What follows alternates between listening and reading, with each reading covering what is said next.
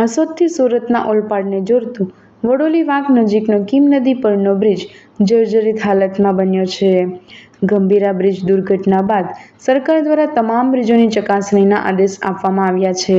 ત્યારે આજરોજ માર્ગ અને મકાન વિભાગ દ્વારા બ્રિજનું લોડ ટેસ્ટિંગ કરવામાં આવ્યું હતું.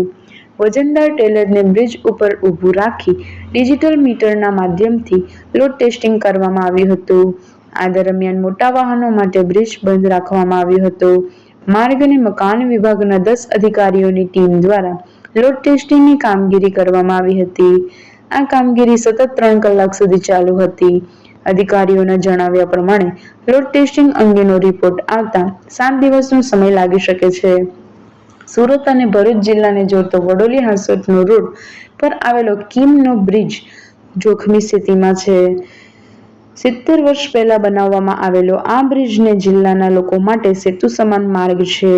બ્રિજની હાલત ચકાસતા ચિંતાજનક સ્થિતિ સામે આવી હતી. ભારે વાહનો પસાર થાય ત્યારે બ્રિજ નીચેથી સિમેન્ટના પોપડા ખરે છે, પિલરોમાં તિરાડ દેખાય છે અને લોખંડના સળિયા બહાર નીકળી આવ્યા છે.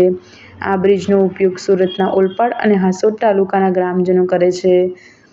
નેશનલ હાઈવે 48 પર ટ્રાફિક જામ થાય ત્યારે મોટા વાહનો પણ આ માર્ગનો ઉપયોગ કરે છે.